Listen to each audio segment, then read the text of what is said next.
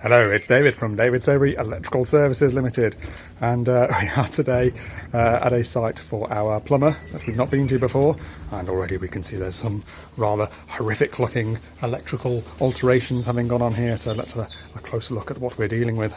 We have an old kitchen being ripped out, presumably a new one's going in. No one here on site to speak to at the moment, and a rather large conservatory has been added on, which looks quite nice, doesn't it? Apparently they came from South Wales to install this, and they brought their own electrician, if you can call him such. I do question things a little bit. This room's being turned into a wet room, which is what our plumber's called us in for. So we've got things like old socket outlets. What have we got up here, Nige? That's where the socket has been cut off, and that's the junction Nigel has found. Not very tastefully done, is it, Nigel? Nope. Indeed so. These downlights as well. Don't like that connection much. Not very professional, is it? Rough. I don't know, I'm presuming these were existing downlights that were in the ceiling that's now been pulled down. Again, there's no one here to ask at the moment. The plumber's left us to it, given us our orders and left us to it. So before we make any alterations, we're going to do some testing at the board.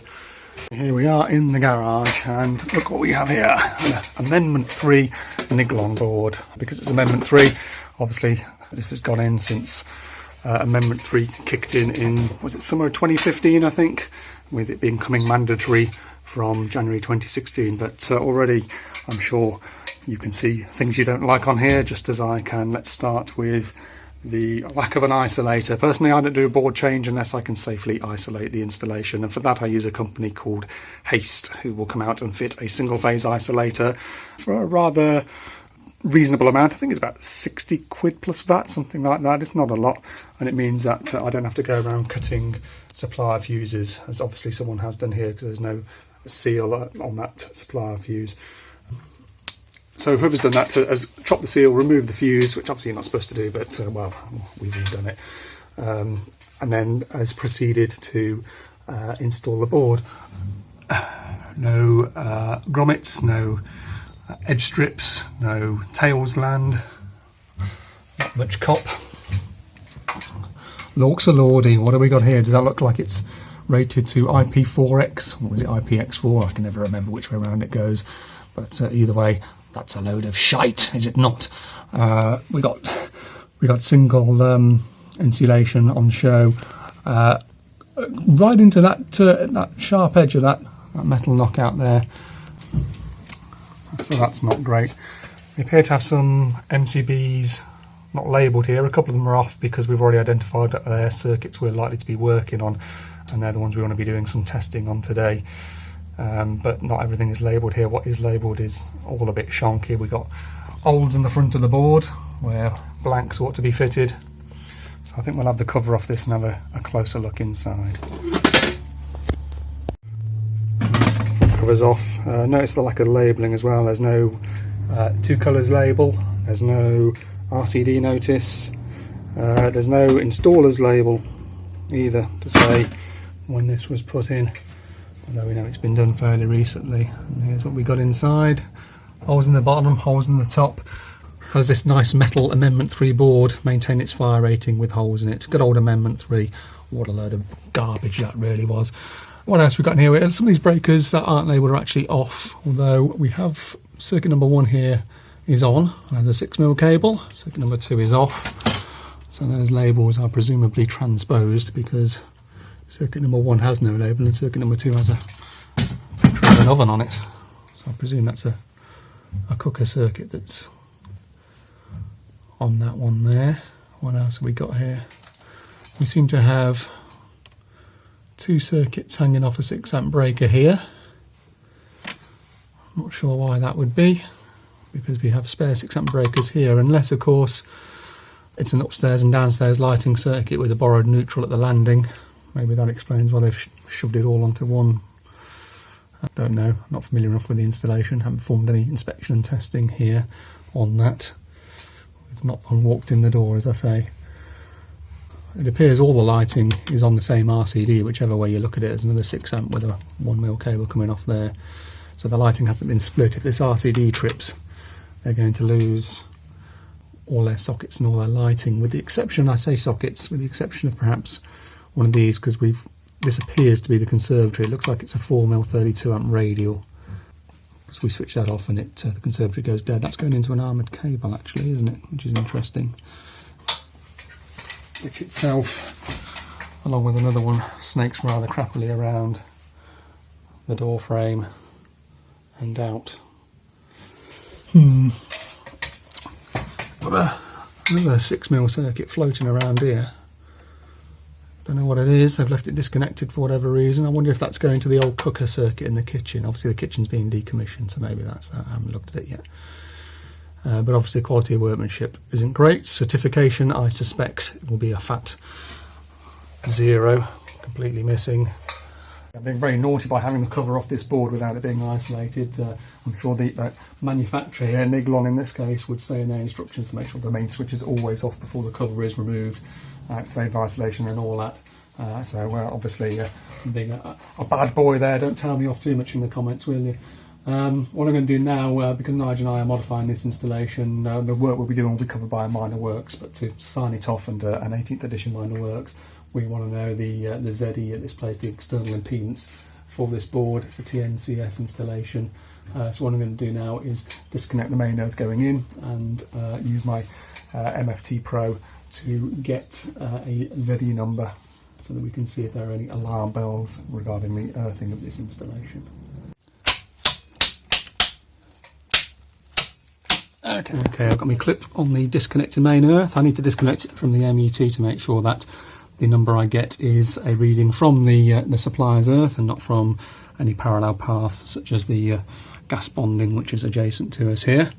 I'm going to set my tester up to get an earth reading. Obviously this also proves polarity. Don't know how well we can see the screen on there, so I've got that on the live side.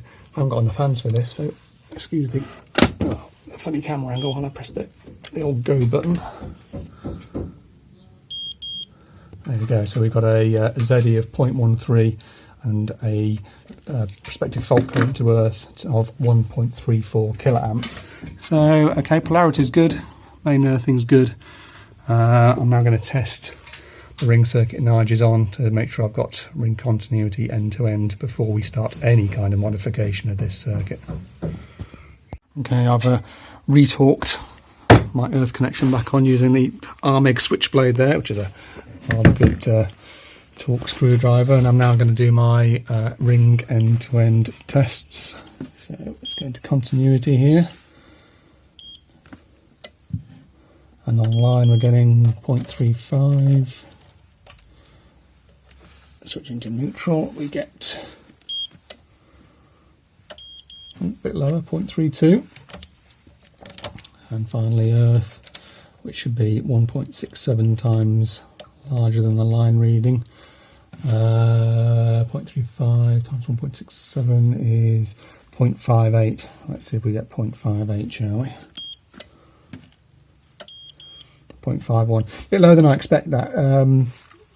I think that's probably the line reading was slightly high. We saw it was 0.35, neutral 0.32.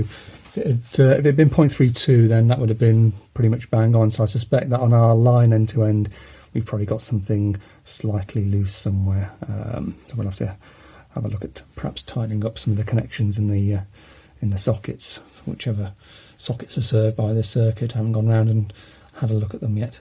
But never mind. That's at least we know what numbers we're getting ring end to end at this stage. Okay, I'm going to do an insulation resistance test next. I've joined line to neutral. I'm going to test them with respect to earth. I'm pretty sure there's not an insulation resistance fault here because it's on an RCD, and the RCD, as far as I know, hasn't been tripping, or at least it was on when we came here today. So let's test that at 500 volts. The TIS will go for a few seconds until it decides it's kind of settled down. And we've got 131.7, so nowhere near the top scale of this thing, which is 999 mega ohms, but certainly a pass at 131.7.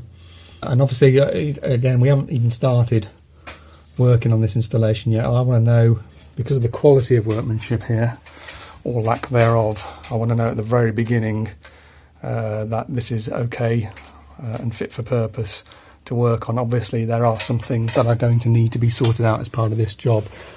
We can't leave this like this because we're working on this circuit, so there's actually, I reckon, enough slack for that to have got in there.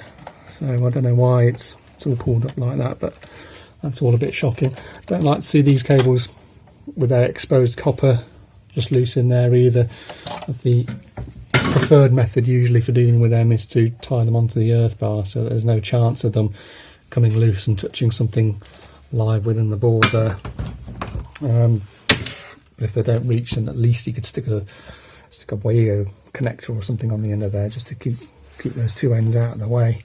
I presume they're temporarily disconnected, and that's to do with the kitchen. We're not actually engaged in the electrical work for the kitchen that's going on. But you know, we've got a decent ring by the looks of it. Might need to tighten up on or go around checking that the live line terminals on the sockets are nice and tight, just see if we can bring that number down on the line side. The IR is acceptable. Haven't tested the RCD yet, but no reason to believe that won't pass. Obviously it's all fairly new. I'd like to see that through a tails gland, and get some glands and some sealant around where these cables enter, because if there's a fire breaks out in here for whatever reason, loose connection, faulty protected device, whatever, it's not going to contain it, it's not going to do its job. And that's the problem with Amendment 3, as I've said in a previous video. It's all very well them coming along and saying people are installing boards really badly and they're not containing fires, let's make them out of metal instead. Well, it's still not going to contain a fucking fire, is it? And okay, Amendment 3 was really just about what the enclosure was made out of rather than anything to do with fire stopping cable entries, but it seems to me that installing a metal board in this manner with a through draft passing right up the arse end isn't in keeping with the point behind Amendment 3 and the potential benefits a metal board can offer. This is the line tracer. They come in different flavours. This is actually, I'm going to do another video about this in the future, not too far away. But this one is actually a way of testing communications cabling as well. But I'm going to use it in its very basic form of trying to find out where my wires go here today. So let's hook this on and I'll show you it in action if you haven't seen one before. Tone generator, and select that, and I've got it connected between line and earth, with the earth disconnected on this circuit. And the reason for that being, I don't want to connect it between line and neutral because there's still loads connected to the circuit, because I don't know what this circuit is serving yet, so there's bound to still be things connected to it. So a resistive loads between line and neutral will suppress the signal that this puts out. Similarly, I've got it disconnected from the earth bar because otherwise the tone can radiate into all the other circuits. And what I want to do is I want to identify this circuit separate to the others. Obviously, there's different ways to identify circuits. It's just one way. Only works when it's dead. You can't stick that onto a live connection or it will explode.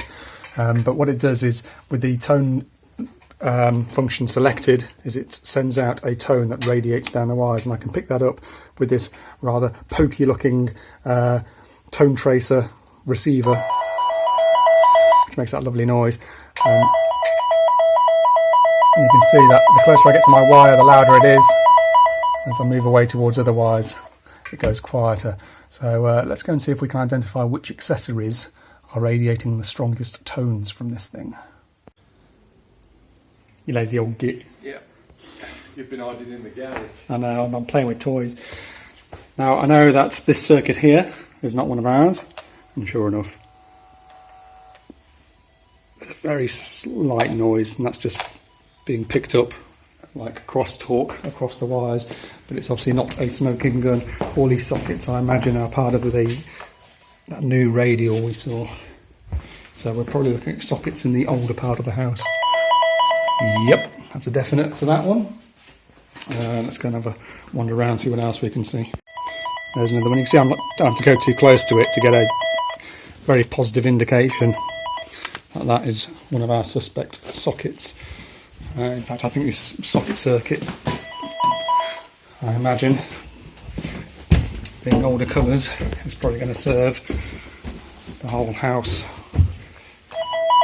Yeah. Again, very strong indication that that is one of ours. So I'd have to come off if I wanted to do any line neutral IR testing.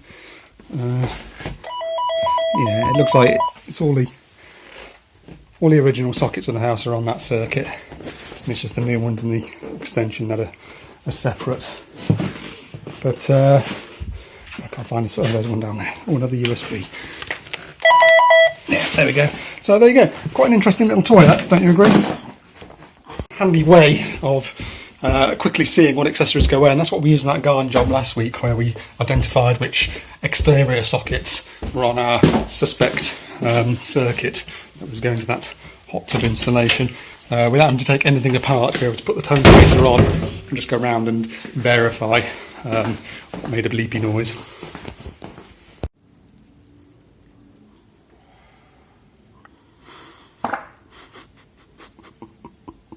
This particular model is a landscaper made by Testum Inc., which I believe is an American company. I can't seem to find, I don't think they make this anymore. This is years old, this thing. Goes back to my my comms days.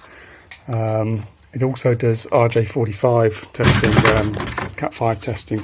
So you can verify that any Cat5 cables you've made up are okay, or Cat6 cables, or at least in terms of their wiring. You can still buy them on... in fact, I'll stick a link in the description to ones that sell on Amazon, which I must admit are different to mine, but appear to do the same sort of job. But yeah, it's a good bit of kit, that, and jolly handy.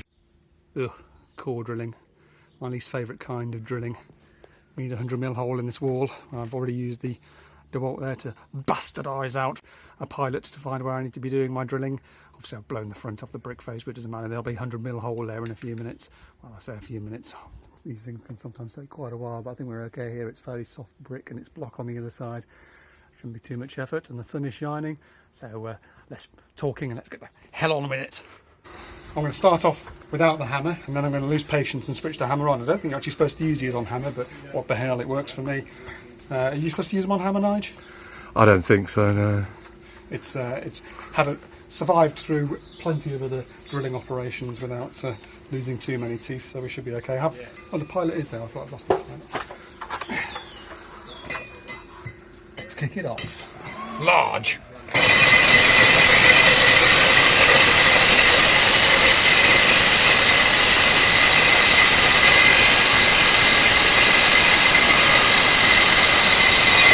Always good to drill from the outside in, considering the amount of dust, if you can. If we have to do it at height, we get the platform power out. I did try it up a ladder once and it was bloody scary.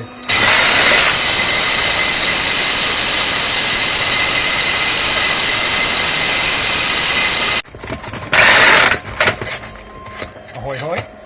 No hammer action needed. These bricks are soft as shite, as it turns out. Just a little bit more at the back to go there. Let's get rid of this.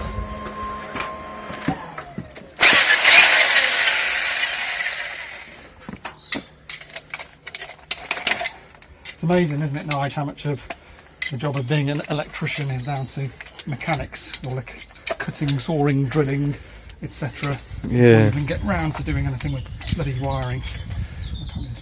Whack with the hammer, got that out. Still a bit more on the brick to go in there, you can see in there, but the rest of it's just block, so that shouldn't take much longer now. The whole operation's taken about 5 minutes, which is probably a record for me in core drilling.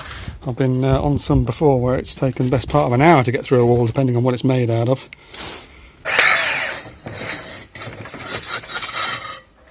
Wow. It's got to be the easiest wall I've ever hole drilled, that.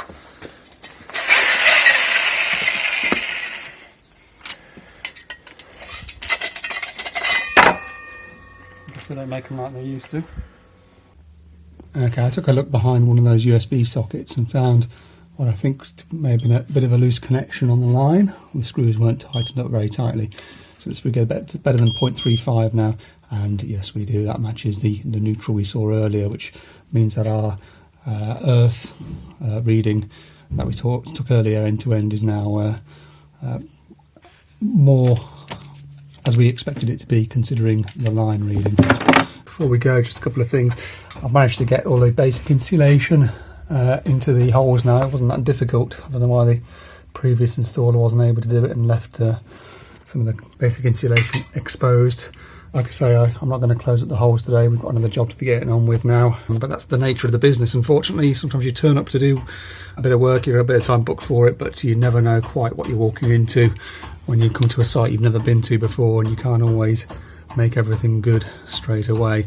We're not the only electricians working on site. That kitchen work and whatever else is going on in there, that's nothing to do with us. We're just doing underfloor heating business, and we've put a spur in for that, and that's all we're really tasked to do. So it may be that the other electrician on site, whoever they are, there was a Clarkson Evans van here earlier, so they may be doing some work here.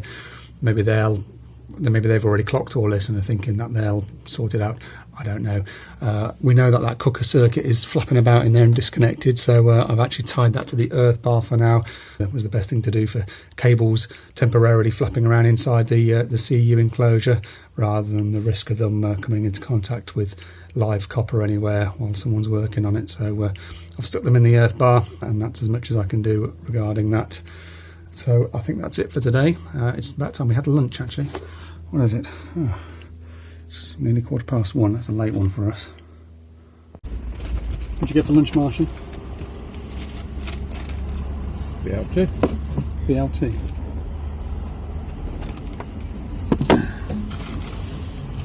I've got Scotch eggs and sushi. It's a meal for kings.